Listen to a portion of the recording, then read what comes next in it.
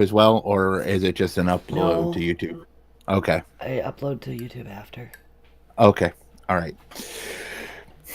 Welcome to Heresy and Wait. Hearsay. Oh, It's sorry. not. I pushed the live button, but it's not actually showing on the stream yet. Okay. Um, for some reason. It probably put us on the Geek Grills by mistake. I changed that. That shouldn't be what's going on. Oh, no. There we are. Okay. Okay. Welcome to Heresy and Hearsay, a podcast that is reclaiming faith in the political context of political discussion. I'm Reverend Barney. You can follow me at SEPHIROTHII. That's Seth Roth double I.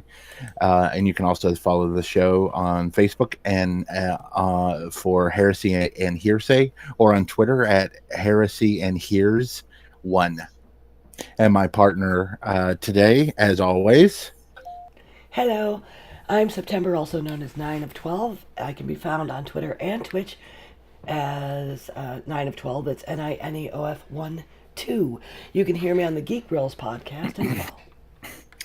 And today we're going to be talking about the election that happened 8 days ago and some of the fallout since then. So, first off, you were working for a political company, not company, you were working for the Democratic Party. You want to talk about that a little bit first, or should. Sure. This election cycle, I was hired by the Catawba County Democratic Party in North Carolina to help them with their GOTV efforts. The state party had promised to send them a field director, a GOTV person, and that kind of just never happened. But there are people that know me and have worked with me in politics in the past that sought me out and offered me that position. And North Carolina did break the GOP supermajority. It also knocked down two of the really bad um, amendments. Unfortunately, the voter ID amendment did go through, but the North Carolina Supreme Court went our way, and now we have five Supreme Court members that are Democrats versus two that are Republican. So that should also help when it's challenged in the Supreme Court again. I know my understanding is that there's talk that they're going to probably try to do a lame duck session to push that amendment through to battle the veto that our governor is going to definitely put on it at that point. So we'll see how that goes. But it does mean that we've got a better chance in 2020 of gaining the House completely, or gaining the state legislature. And if we can do that, then at that point we can redraw the lines and they won't be so jerry rigged. Because I saw, like, I'm in nine, I think, for my Republican, which is going to be Republican because of how it's just so structured that it is impossible for a Democrat to win in my district. So hopefully this will all get changed over in 2 more years, but that's some good stuff. Also, on a personal county level, my county decided that liquor by the drink should be sold by the county proper, which means that there'll be booze near my house whenever I watch the news and Trump is on. I will be within walking distance, so I don't have to drive to get more to get more Jaeger to make my life better. What about on your side? Any positive news, North Carolina wise, or in the your local? um, it was really a difficult night. Catawba County is a very, very red place. Mm, Elections there usually go 70-30 for Republicans. I spent a lot of time election night. We didn't win any of the local races. We, of mm, course, but we did move the needle. Um, we saw some. of our local races go as close as 60-40, Okay. 65-35. And I mean, bit by bit, especially we had a lot of the Democrats hadn't had a bunch of people on the slate for years there at all. So we had a Right. lot of new candidates. Hopefully they'll run again. I was trying to encourage them all to do that because name recognition can be a force in politics. It's And, it was like we moved the needle. We worked really, really hard. And you can see race by race, like which races hit certain doors and certain amount of doors, and we pull all that data so we can learn from it and who our targets should be the next time around. um, I hope I was some part of that. I know that the people that convinced the party to hire me are going to be, I don't even live in that county, I don't have to go back. um, but I have friends there, and mm, they're going to be asked, like, to justify, like, why did we pay her? We didn't win. And expecting to win against such odds was a big ask. hmm I didn't start early enough or have the manpower to do everything I wanted to do, right. but I was able to help advise a bunch of brand new candidates when they were micro targeting. They had already done all their persuadables when I got there. I was like, okay, well, help me get out the base Democratic vote. And I like to think I was part of moving that needle. I know that there are at least a few people there who have my back when those discussions take place. Like, before you got here, I didn't have direction, and all the things you had us do and asked us to do made sense. And, so, I mean, maybe I'll get hired again, maybe not. I am a sucker. I got my last paycheck before the election. I worked another basically full week between, in the next 4 or 5 Right. days. So, because it's it's good for the world to get better and new faces elected.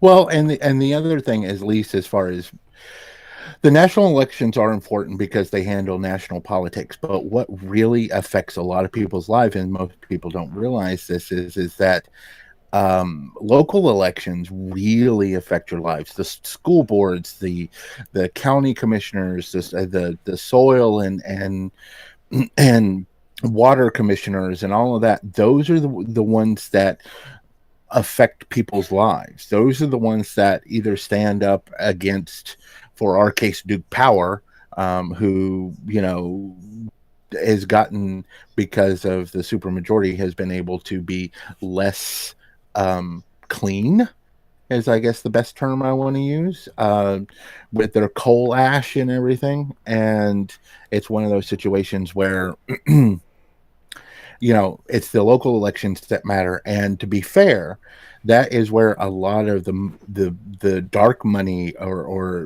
whatever goes into, is those local elections, because it's the local elections that eventually get you the national elections and basically get you Betsy DeVos, for example, as far as education is concerned, because school boards are extremely important, and it starts at the local level. And that's something that we need more young people to be engaged with. Well, everybody needs to be more engaged with that. Everybody needs to know who their local candidates is just as much as we know who, our national candidates are, or our congressmen or our senators are. We need to know that as well. And understanding their job. I mean, taking a little time and going to your city council meeting or your county commissioners meeting can be incredibly educational and help you get more invested in why those roles are important. Um, I was looking at data for Iredell County, which is where I live, in the returns, and it's a very comparable demographic to Catawba. And that was a good place for me to see, like, that we did indeed move that needle, because these races in Iredell still all just went 70-30, except Sean Eccles is a young man I know who, when I met him, he was unaffiliated. He was running for soil and water. I was running for county commissioner. He has since become a Democrat, and since then become the chair of the local county Democratic Party.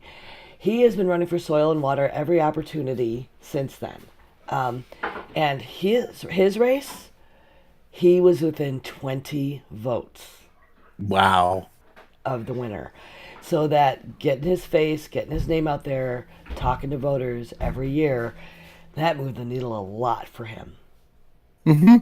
It does, because you're not, unless you have some name to begin with, and especially if you're going up against an established candidate, either Republican or Democrat, because you first have to, make it through the primaries. You have to get your name out there. You have to get, recognition. I mean, you take and I cannot remember her name now to save my life, but the young lady who won up in New York, the socialist Democrat that went up in New York. She didn't have a lot of money. She didn't do a lot of things. What she did is she went door to door and talked to everybody. Well, And and mm, statistically, that is the most effective way to campaign. That's something I had to push and push and push. People, you want to make phone calls or you want to bitch on the internet or you want to text, but um, knocking on someone's door and talking to them face to face, and they'll go vote. I worked for a political action committee one summer when Jesse Helms, for those of you who don't know, Jesse Helms was an old school Republican from the South, and that's all you really need to know. He was basically buddy buddies with Strom Thurmond, who was much, but Jesse Helms was a firebrand, and he was not someone that you wanted to talk to. Unless you were a rich white man. That was basically it. Um, Infamously, he posted an ad about people losing their jobs, and it was white hands crumpling up a layoff paperwork, and he ran that ad against a black candidate at the time. And so, but to be fair, that racism hasn't completely died, as we can see from the runoff in Mississippi. Wow, yeah, that's a big match over there. I was excited though about Alexandria Ocasio Cortez, which is the candidate you referred to before. Right. We had a huge surge of we took about almost half the seats lost in Obama's turn to Congress, in Congress to Republicans from Democrats were regained in just this one election, Right. and young people Hmm. and LGBT people openly in state races as well as congressional races. Well, I mean, you look at what was it, the first gay governor was elected in Colorado, correct? Yep. And then you've got more openly uh, LGBT. You've also got more open. I don't want to say open. That sounds like they're hiding from it, but you've got more Muslim candidates that have been elected as well. And Scott Walker is gone. That makes me happy. I don't know what it is about that man's face, but it just screams, "How could you trust him?" Right. I mean, I have a list here, and it's really interesting because I hope this bodes well for the future of. I mean, the House of Representatives, in particular, is supposed to represent the people, and the gerrymandering is very strong in many parts of the country, and hopefully we can get some of that fixed. I know there's another court-ordered redrawing in North Carolina, but even with that, I guess the outrage was strong. We elected a record number of women, Hmm. the first Native American And woman, it's a name. Yeah, first it's first Muslim. Native. Yeah, first Native American woman, and you would think that there would be more Native American representation, but there's not because. And it's such a strange thing. I'm not sure on the legal aspect of that. Like, how does that work? Because she's a member of a sovereign nation, another Hmm. sovereign nation. So there must be like special grandfathering for. I mean, you were born on this land, right? I wonder if Trump's push to get rid of birthright citizenship would ditch that. Like, my husband can't vote because he's not a citizen. He can't be president because he was not born here. Even if he became a citizen, he couldn't. If Right. you become a citizen of the United States, you have to give up any citizenship of any other nation. It's part of the law. So Right. that's just interesting. Tennessee, catching up. First female senator ever. I mean, it's kind of sad, really. And in Arizona, too, they got their Yeah. first female. Like, we're So, only half the population. I don't know why you would want us representing ourselves in oh, I Congress. because women are emotional and don't know and can't control their emotions, you know, like, I mean, all you had to do is just watch, and I know we're going back on this, but all you had to do is watch the Kavanaugh thing and see how Kavanaugh was so so conservative and so in and touch not controlling his emotions, unlike Dr. Ford before My him. snark So is it's, strong today. it is. So So Texas elected their first two Hispanic women to Congress, and mhm. given the demographics of Texas, again, Oh, that needle kind of moved. representative of the population, right? Well, but also, if you look at the Senate race down there, that needle moved huge. And it could also be just that it was the candidate, because I followed the candidate. I wished I'd had money to throw at him a little bit of money, but that candidate was, he was an extremely strong candidate to begin with. So to have him be so close into beating Ted Cruz versus what you normally That see, was really exciting to watch how close that was. I mean, I'm sorry that I have to see Ted Cruz's face again, and that he gets to, pretend that he actually, won Yeah. something. But I don't think his political career is going to be much longer than just being senator of Texas. I don't think he's got a chance of, after losing so horribly to Trump, and then Trump has basically made him, uh, what is a good term?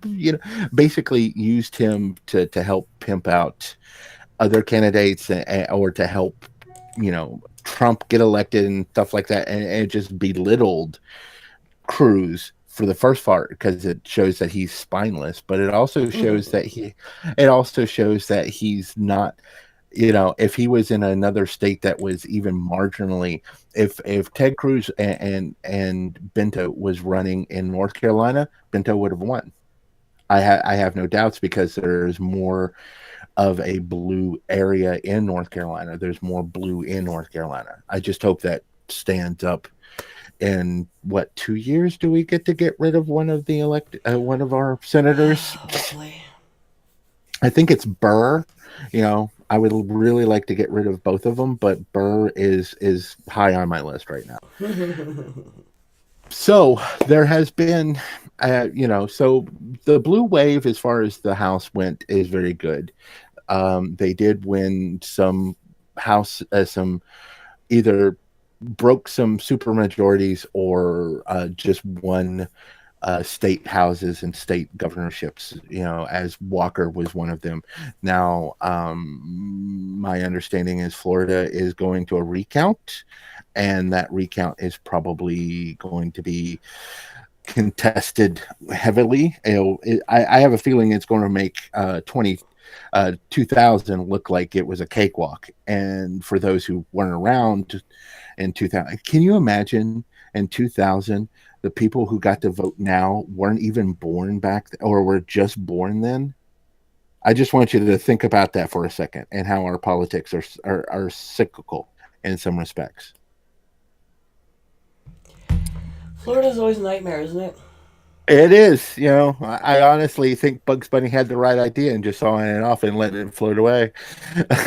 If it wasn't for the fact it had Disney World in it, or the Wizarding World of Harry Potter, it could go away. I really could. So. Hey, my mom worked really hard down there in the elections this year. Oh, I'm sure. It's just Florida But is Broward always is one. just that county. I know. I don't know what is wrong with that county, but honestly, someone needs to go in there and find out and get it fixed. That county scares me. I don't even want to go near that county because I'm afraid of what may happen down there.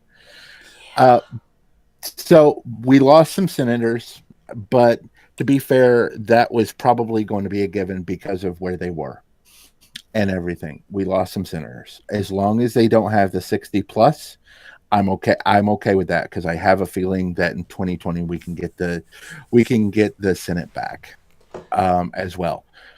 We may get the presidency. I don't know. It depends on who's running because right now we don't have a strong front runner. A lot of people are pushing for Elizabeth Warren. I don't know if we can. I would love Elizabeth Warren. I just don't know how the nation's going to handle another woman running for president. I don't know if this nation's its collective white male anger It's very will allow that. strong. It's very strong. And It, the women I see supporting Trump baffle and sicken me, frankly. Um, uh, Seeing women who've spoken to me directly, like when Hillary was running, well, she is weak. She didn't divorce Bill, right? Like, or there was no getting past some people's weird logic and unabashed hatred, and I don't know who will run, and I don't know if we can beat him. He's winning this keep the public's attention no matter what reality show mentality. Like, I really feel like we've moved so close to idiocracy that I'm a bit terrified of that. I don't have. so you I know don't have who a lot should of run it? confidence. I'll stay concentrating local to protect myself, honestly. I'm really glad we got those judicial seats in North Carolina. And somebody please, uh, RBG, just everyone put it in Yeah. bubble wrap until we get rid of this oaf. What was I was thinking, well, if we're so close to idiocracy, maybe we should just have Terry Crews run against him. You know, he's a really amazing guy. He is. He's intelligent. He's well spoken. He's uh, had his own struggles and been very public with them to help other people. I would vote for him. I would too, and I'm.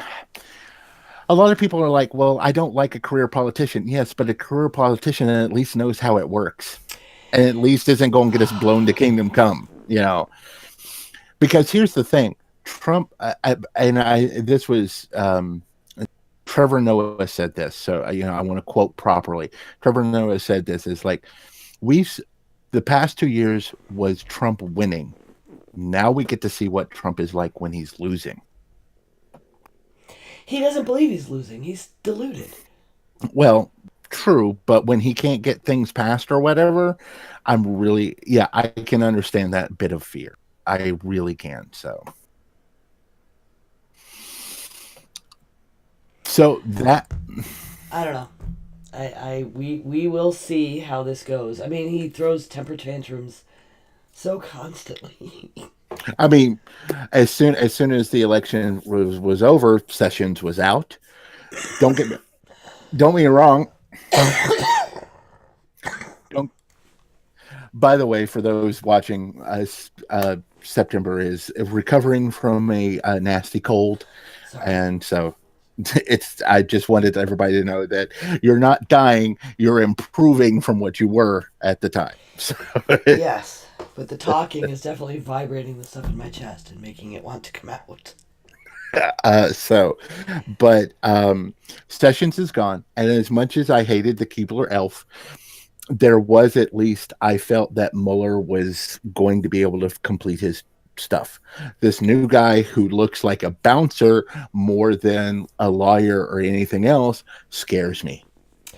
Well, we'll see how that goes. There was a lawsuit brought today, and another investigation about that. And Trump, by skipping over the deputy general, may have actually violated the law by appointing him. Mm. So that might not happen.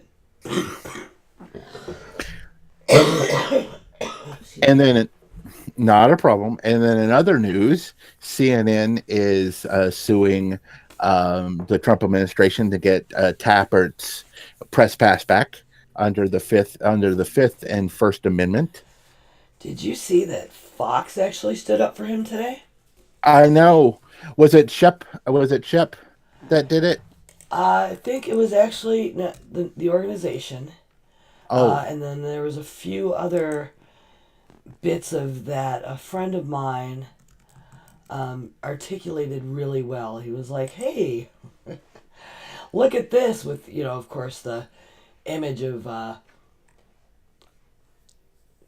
Fox News people saying passes for working White House journalists should never be weaponized, right? right. But um, the political math my friend put forward is Fox citing legitimate media outlets plus a complete absence of lock her up Hillary craziness on FoxNews.com front page. Plus, Fox, Hannity, Giuliani, National Enquirer, WikiLeaks, Twitter silence, post Murdoch meeting with Senator McConnell, plus Mike Drudge deletion of entire Twitter history, plus expected Corsi perjury indictment equals nothing to do with Tucker Carlson, plus everything to do with the Mueller investigation. Yeah. They're covering their ass, and when they're worried about covering their ass, it's getting deep. Yeah, I wonder how deep Hannity is to this whole situation at this point. That's going to. So now let's talk about leadership in the House because there's rumbles, especially on the more left, where I sort of sit that Nancy Pelosi has been through her usefulness, and in fact, a lot of people are citing she was when she went on Colbert and basically sat back and was like, "We've got this in the bag," kind of thing. It was that kind.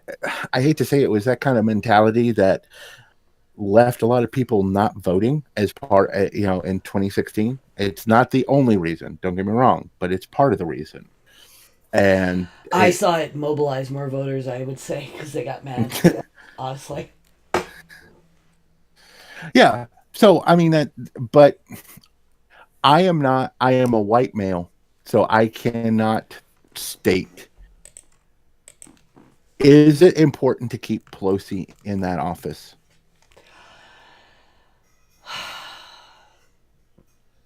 Nancy Pelosi and, yeah, my more liberal friends, which is, I can't believe I even can use that word or that sentence, because I'm left of almost everyone I know, has done an amazing job. The thing is, she doesn't get credit. Everyone hates her, and everyone hates her as a sign of her doing a kick-ass job. Even as embattled as we have been, as she has worked, she has successfully negotiated a ridiculous amount of hard things and gotten them done and gotten zero credit. All she gets is attacked for sound bites, and nobody's looked at the actual things she's accomplished as a tough negotiator. I was reading a really long piece the other day, detailing the actual work and negotiations she's done against tough odds, and I was like, wow, it seems like she's very much a victim of that. Oh, she's a bitch, that any really strong, in your face, intelligent woman not buying your crap and trying to be cute gets subjected to. I Okay. really, just the other day kind of came around to feeling that way about it, instead of, because I looked at the data, instead of looking at all the public opinions and, little bits of what she said out of context in different places. Right. So, and that's why I wanted, because you're more, I will be honest, I am much more reactionary. I always have been. I am a very, um, my biggest idol in one of the reasons I really wanted to do something like this. My biggest idol is Keith Over and his special comments. I own all three books of his special comments. because they are an inspiration to me of that righteous indignation that is needed sometimes. That I feel that the left as a whole, not as a whole, but that the left for a long time really tried to be much more high road, and that's okay. Don't get me wrong, but there are times when you need to just point the finger and say you're lying, you're a racist, blah blah blah. And I've noticed that's a lot more. That's happening a lot more now with the left. um I'm not saying that the extreme left has taken over the party, but what I am saying is I've noticed that people are more willing, especially with Trump. My hope is that carries over, because there's still a lot of racism, there's still a lot of bigotry, there's Yeah, still a lot of stuff in the Republican Party that is not Trump.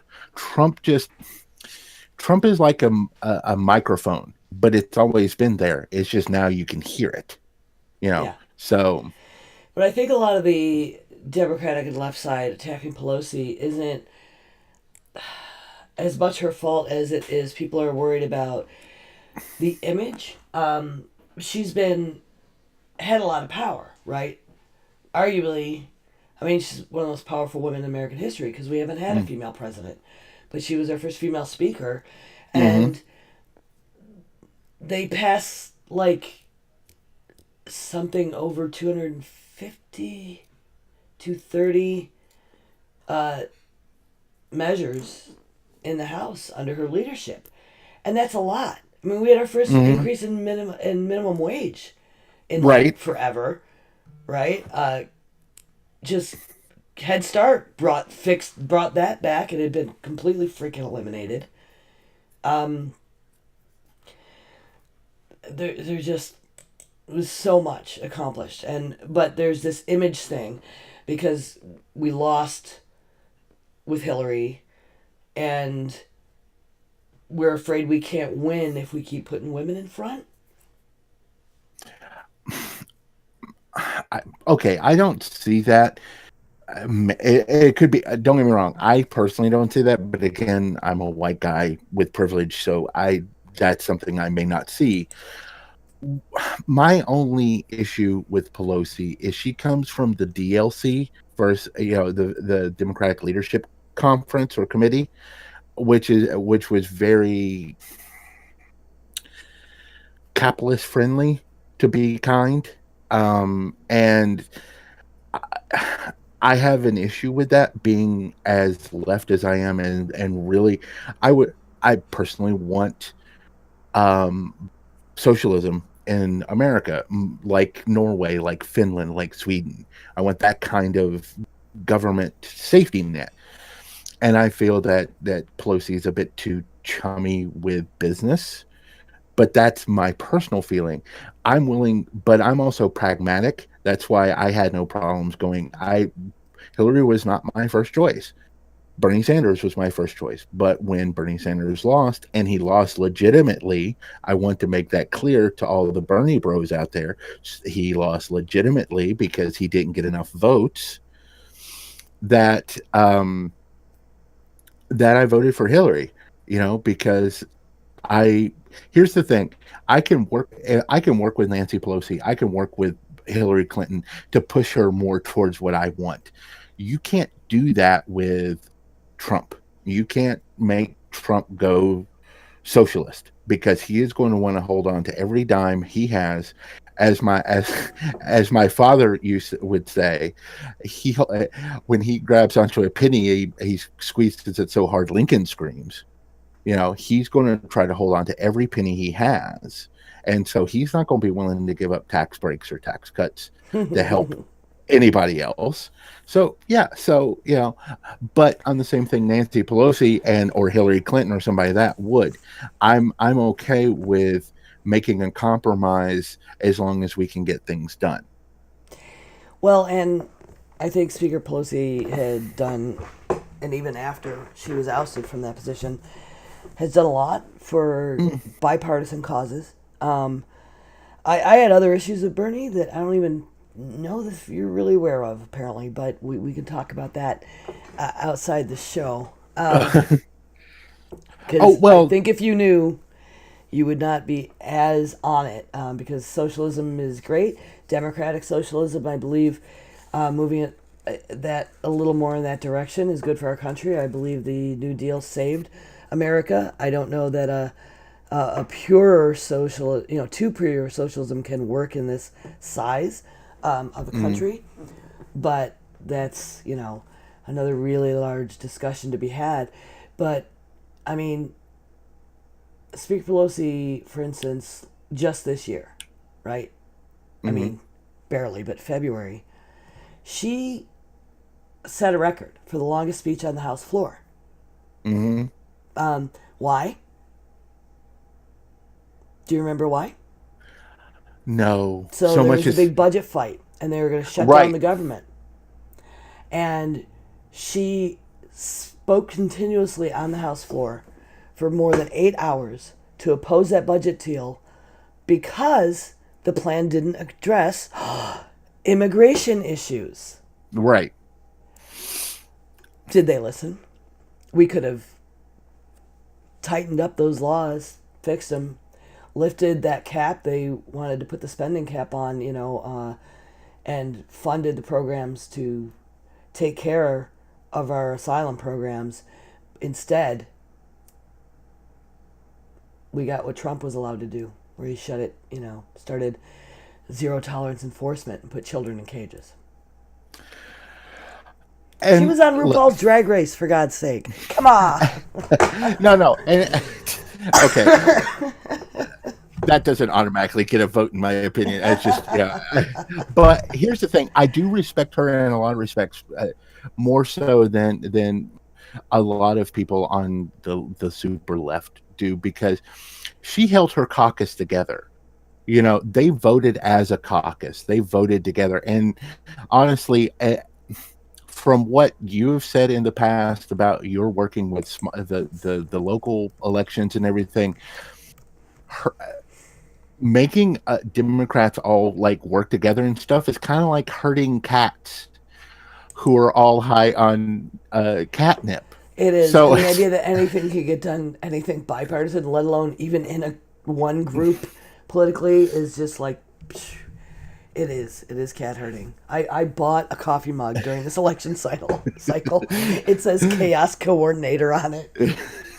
I mean, because that's but for her to be able to keep that caucus together as much as she did, because both Reid and Schumer couldn't do the same thing in the Senate side, because if they kept, don't get me wrong, I mean, they still would have been outvoted, but if they had kept like Manchin from being a Republican in a Democratic outfit, or whatever, then I honestly think things would have been slightly different.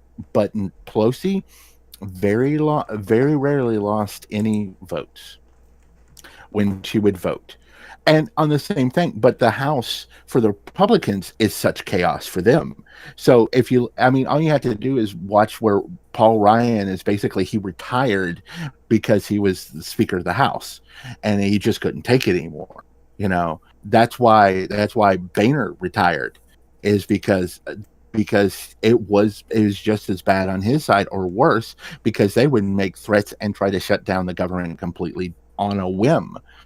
So Pelosi, there are things that I may disagree with her in policy decisions, but as far as her leadership, I honestly think that her leadership is the And that's best the thing. that we have That right job sucks. That now. job sucks. I would not want that job. Um, and now I'm uh, like, I don't know. The Democratic Party looks like they're trying to oust her, but they don't have anyone who wants to replace her. And that's like yeah. the same position the Republicans were just in last cycle, right? Nobody wanted that job. Well, and on the same thing, I'm trying to think who would take over, who would be able to do it. I know let's see, they've got the whip, but I don't like him at all. And then they've got, what is his name? He's from South Carolina. He's the Republican in South Carolina. I mean, the Democrat in South Carolina. He's third in line. and he was civil rights. He's the one that started the whole thing about not going to the inauguration for Trump. Excuse me. I cannot remember his name, and I feel bad. He may be able to, but I think he's older than Pelosi at this point. So I don't know. And I know that some of the young people are bristling for leadership, but on the same thing, you don't know the ropes. There is a give and take. You don't know the ropes enough to be able to maneuver that minefield, which you would be in if you were Speaker of the House. And honestly, I think Pelosi being Speaker of the House would be a nice offset for Trump, because I think she can throw Yeah, you're gonna verbal have to be jab. tough. Well, she's tough, and I think she can. She's smarter than him, but that's not saying much, Right. But she's He seems to know shit about government, right? Which kind of makes me a little crazy. but she'll be able to throw verbal jabs at him, and I think that honestly, um, and this is going back. Keith Overman talked about this. If you just poke him enough, he'll eventually melt down. I just hope it doesn't cause a nuclear war, but he'll eventually melt Right. down, and he'll either when he melts down, it may get to the point where this job's no fun anymore. He may resign. Right. You know, the thing is, as much as I hate to say this, I don't want him to resign because he is a focal point right now. Pence is too old, too normal, quote unquote, normal of the I mean, for the Republican Party, he is more of the status quo at that point, and I think that we would lose some of our momentum. And I hate to say that, but it is about the momentum of hating Trump, because a lot of these votes were less about the candidates and more about Trump at this point, and that's what 2020 would be as well. I don't know. I mean, I've been trying to pick apart. I haven't had a lot of time to do it. Post, mortem on these races, and a lot of the newer candidates, especially, like there wasn't a whole lot of anti-Trump, and Trump won, helped Republicans win races. His showing up and campaigning for them turned some of those races around, according to polls. He's not entirely unpopular in certain segments. No, his popularity with the Republicans are is strong, has remained strong, and because here's the thing, and I hate to say this because it just sounds horrible, but it's because it allows them to be as hateful as they want to be and be very selfish. And am I wrong in that analysis? Um, I believe that culturally he has definitely emboldened certain segments. Yes, and I mean, they were electing felons and dead pimps, and I mean, Oh, did they elect? Did they go ahead and elect him even though yeah, he'd already died? Oh, okay. Of course they did. and there's that. You can say whatever you want, and the oh, it can't be so politically correct and blah blah blah. So it makes it really hard to believe in social justice when that's what you have to fight against and somehow stay clean. It is really hard to run as a Democrat. No, Because it's really, you want to be mad and you want to start yelling. And, I would love to see Joe run. Uncle Joe Joe. Biden. Because he has what we need for inspiration. Because he will. I will never forget the rest of my life watching him in debates. Against Paul Answering Ryan. a yes no. Answering a yes no question with a yes or a no. I'm like, yes, see, that's what I want. This political talking in a damn circle just to get around to your point and not answering the question makes me crazy. And Uncle Joe saying, like, this is a big deal, when ACA had passed and getting caught on mic, but even on mic, like, what a bunch of malarkey. To be able to look, because I want to say that to Trump all the time in much harsher words, But Uncle Joe is super cute, and he can just call people out because he is like a he's like your drunk uncle, right? He's like not a grumpy old man. He's smiling and cheerful and happy, and he'll tell you you're full of it. Yeah. I mean, And watching we could him maybe again. win with that. Yeah. I mean, especially if you just go back and watch when he was against Paul Ryan and how he decimated Paul Ryan in the vice presidential debates. I mean, just decimated him because Paul Ryan thought he was smarter and he's not. You know, Paul Ryan is the ultimate older dude bro, you Right. know. So, yeah. So, He's intelligent, he's experienced, his life story is one of incredible service and compassion. Um, and even through the trauma that he's been through twice, first the loss of his family when he was just elected as a senator, and then the loss of his son to cancer, and how powerful those messages are. You know, yeah, I would love to see Joe run. I don't know who would you, if seeing we're doing this, would you like Elizabeth Warren to be his VP? I don't know. Are you not a fan of Elizabeth Warren? I like her on policy stuff. She's really nice and left. I'm not Hmm. sure what's going on lately, though. Um, Oh, well, I hear a that lot of okay. venom toward her. Well, here's the thing, and I think this was a misstep on her part. I know she was going to do this because she wanted to basically shut Trump up, but that whole DNA testing, I think, really didn't do her any good.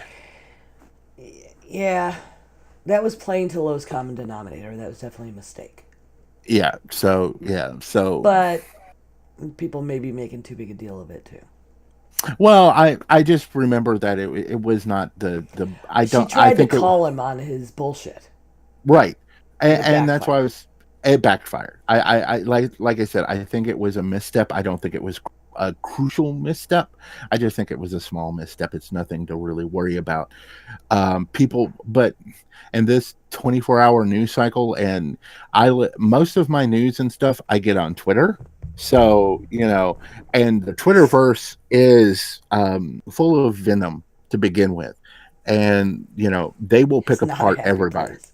No, but I like Twitter a lot better than selling everything I own to Russia, Facebook. But that's another story entirely. But so what we're doing right now is I think we've got to, at least we can stop a lot of crap from going through for the next 2 years. It'll be interesting to see what happens with Mueller. Um, I would like some investigations, but I don't want that to be the focal point because sometimes investigations are not helpful.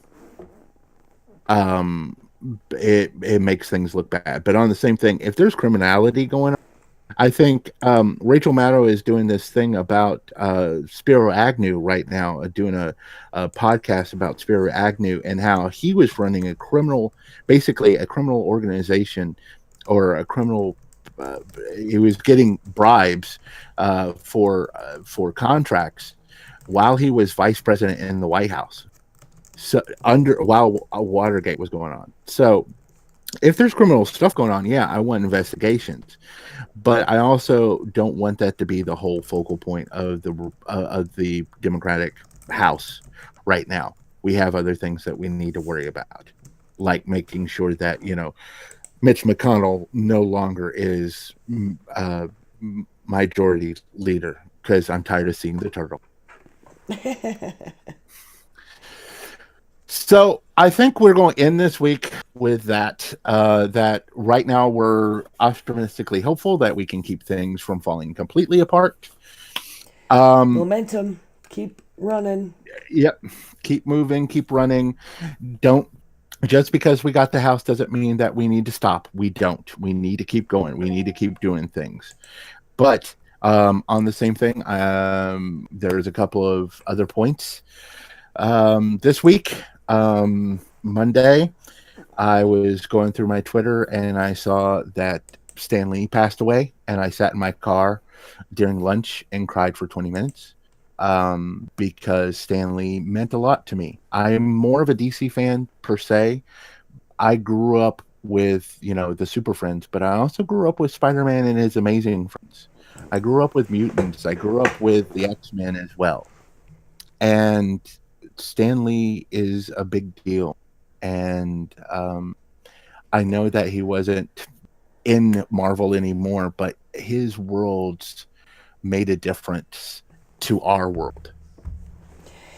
It really did in a more profound way than anyone really thinks about. Um, I'm going to recommend a podcast here called A Gal Walks Into a Comic Shop. My Hmm. friend Bob and his friend Barbara host this show, and it's a really great show. She was not into comics or nerdy stuff or anything, and he's trying to get her into comics. So they read something every week and they talk about it and like what was good and bad and like kind of what it's like for somebody who's never touched it before. Bob is a huge comics fan. He always has been. He kind of helped me get into comics, and a big, big fan of Stan Lee. And his podcast has regular him doing an impression of Stan Lee in it as a guest. He's kind of like been a third chair on their podcast for a while. I had the unfortunate position of I texted him when Stan passed, so I had to unfortunately break that news. And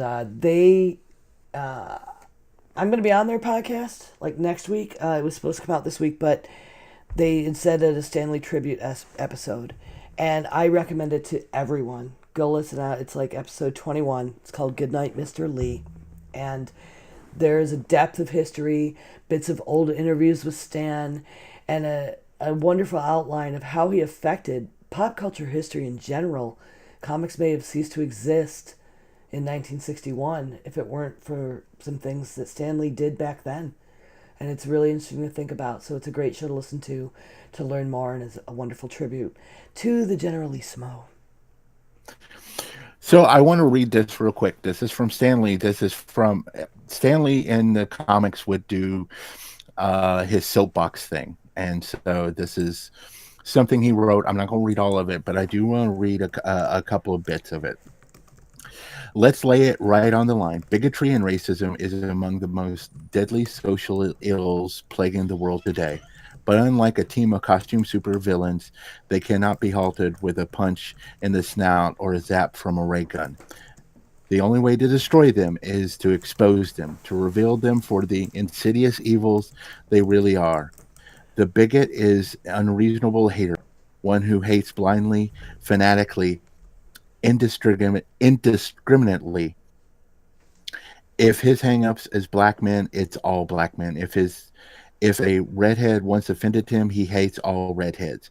If some foreigner beats him at a job, he's down on all foreigners. He hates people. He never sees people he's never known with equal intensity or with equal venom.